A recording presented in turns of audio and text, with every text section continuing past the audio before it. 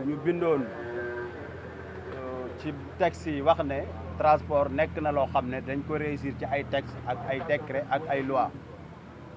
kon kenn waru cee ñëw di ñu ko yàqal ci loo xam ne tegu ko ci benn loi wala décret wala texte moo tax ñu fas yéene bu ko yàlla dogalee suñ premier plan d'action ci année bi dafay nekk doxu ñaxtu bi nag du loo xam ne dañ koy def ci affaire yi falaa dañu bëgg a formaliser lépp comme yàlla dafa dogal nun ñu am reconnaissance su état daf ñu reconnaître ñu am yore syndicat bu am récépissé reconnu par ministère de l'intérieur lépp lu ñuy def dañ koy jéem a teg ci yoon moo tax ñu wax ne incha allah bu ko yàlla dogalee dinañu def benn doxu ñaxtu mercredi le 22 mai di mercredi bii di ñëw à partir de 10 heures ci suba ba 11 heures itinérant bi nag fii la ñu ko bëggoon a defee mais du ñu ne malheureusement heureusement kilifa yi nee nañu zone bi dafa nekk zone stratégique c'est préfère ñu déparé rond-point Liberté 6 dem Cyprès d'ailleurs déposé nañu autorisation bi ci préfet yabal nañu ci commissaire central dem nañ fa yabal nañ ci commissaire bu jëppal dem nañ fa enquête bi mi ngi en cours kon li ñu waroon a def yëpp def nañ ko bi jiitu ci point yi nga xamante ne bii mooy yi ñuy jàmbat mooy transport irrégulier bi nga xam ne yàq na secteur bi bu ñu nee transport irrégulier nag dafa lamboo yu bëree bëri ñoo lamb ci biir transport irrégulier bi ci jiitu mooy application yi nga xam ne gis nañu fi ñu toll nii ci Ndakaaru ne application yàq na liggéeyu taximaan yi ba dugg ci transport interurbain bi te application yooyu di ko def amu ci kenn koo xam ne am nga agrément bu la permettre nga def transport da ngay toog sa néeg rek commandé ñu fekk la fa application yi amu ci benn boo xamante ni bii oto ba nga koy liggéeyee di def transport amul assurance bu la couvrir pour nga def ko application yooyu ñi koy dawal amu ci ñu am permis transport en commun burut ñi nekk ci taxi yi te nekk ci application yi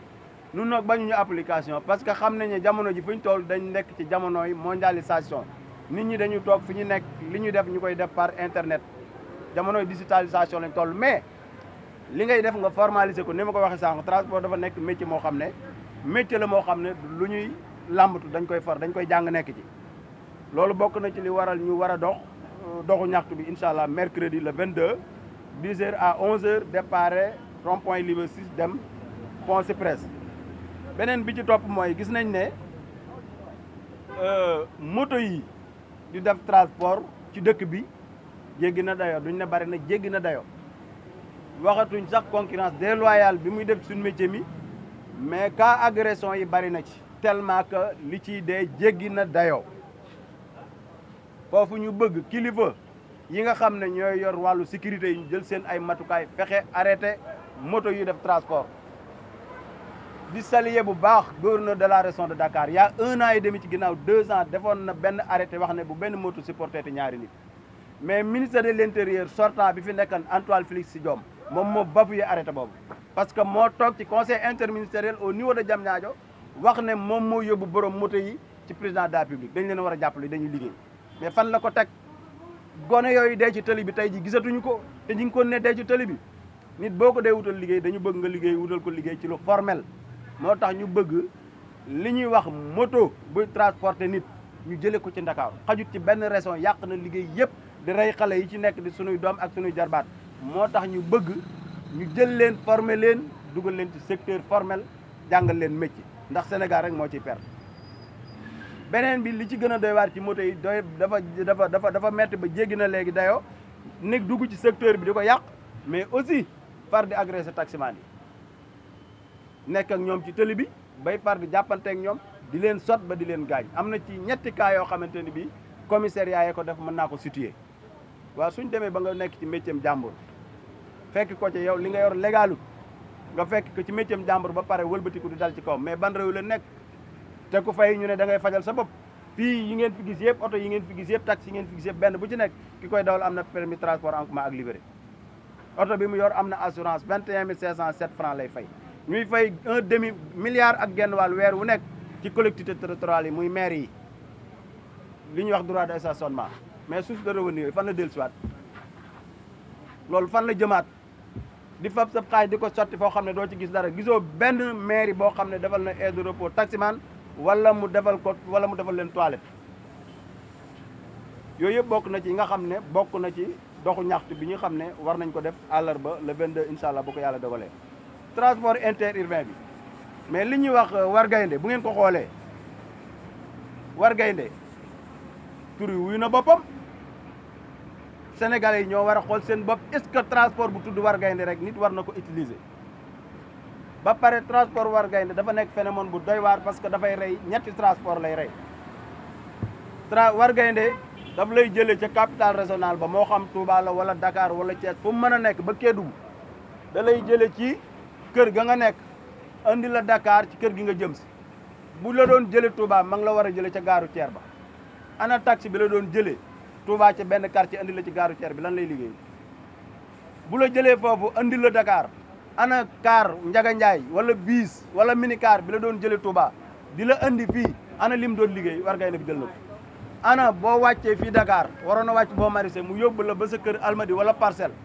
ana taxi Dakar bi lim doon liggéey war gaynde bi jël na ko kon war gaynde dafa rey 7 place rey taxi rey biis rey car moo tax ñu jël ci suñu ay matukaay lii may wax nag alerte la parce que nañu xam ne buñ ci jógee ci bisu tay bi yëglu bi àllarba ñu wàcc ci tali bi la cay topp mën na nekk loo xam ne bu autorité yi jógut leneen mën na cee am leneen la ci mën a am mooy ñu dem ba gaarewaat transport bi yëpp niñ ko defe woon ci décembre 2022 loolu nag laay bañ parce que bu fekkee ne transport su taxawee benn fan ñu ne 24 milliards perte nañ ko transport war a taxaw ñetti fan ñu ne perte nañu environ boo ko xoolee ay 72 milliards war nañoo wax te loolu bala ñu cay àgg beneen bi mooy ñu bëree bëri ci chauffeur yi ak ñi moom oto yi ñi ngi jàmbat jafe-jafe yi ñu am service de mine suñuy miite seen i oto wax nañu ne booy def visite ñu ci bëree bëri boo mënta am visite am na fa ñoo xam ne dañ lay laaj 30 000 francs pour ñu defaral la visite technique mais loolu fan lañ ko teg li ko waral yëpp mooy nit ñi fu ñu daje corruption am fa parce que centre contrôle technique bi ñu passé visite yi biñ koy inauguré en 2012 2013 dañoo waxan ministre bi ak président de la République mi fi nekkoon dañoo bëgg centre ba lay yàgg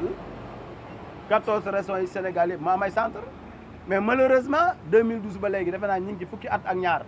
benn centre ci Sénégal nga ne bépp oto bu am DKD foofu ngay passé visite technique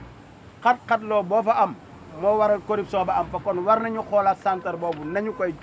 nañ ci liggéey lal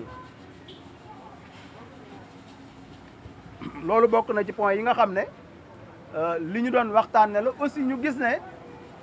ci corridor bi bu ngeen gisee poste contrôle yi doon am ba ci urbain bi biir Dakar fii gis ngeen da doon ay poste contrôle yu bëri dafa doon am ñu def ci grève 2021 2022 président de la République bind arrêté ci le même jour bi je là maa nga foon andi ko ci taabalu 5 ministères yi ñu xam ne moom la transport laal seeni ministère président de la République bind décret présidentiel wax ne nañu def ci corridor yi ci Sénégal yëpp bu ñu rombati 3 postes de contrôle Sénégal yëpp ba Sénégal daj fu ci corridor am bu ñu romb 3 postes de contrôle te gouverneur yi ñoo koy désigné syndicat yi am fa ay représentants police am ko fa douane am ko fa gendarmerie am ko fa eaux et forêts am ko fa soo ñëwee kenn ku nekk def liggéeyam nga dem mais looloo war a am fii ba Tamba moo war a am fii ba Richard-Toll moo war a am fii ba Linguère mais arrêté présidentiel boobu yëpp bafiyé nañ ko ñan ñoo ko bafiyé le ministre sortant bi fi jógee moo ko dindi alors que moo tax ñuy alerter sunu autorités yu bees yi fi toog nii ñu xam ne jàpp nañ ne réew mi sensé na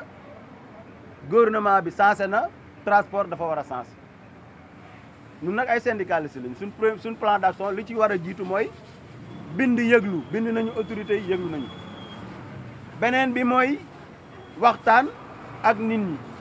beneen bi mooy yëngu-yëngal bi nag lii mooy premier plan d'action yi bu ko yàlla dogalee mercredi war a nekk suñ deuxième plan d'action mais ñu ciy woo monde du transport yëpp koo xam ne transport mooy sa métier moo xam nga def chauffeur wala nga def apprenti wala ngay régulateur ñu ngi lay woo mercredi le 22 rond-point Liberté 6 bu 10 heures jotee ba 13 heures ñu wane suñu mécontentement ci transport ni mu tëddee fii ci Sénégal surtout wàllu moto yi ak application yi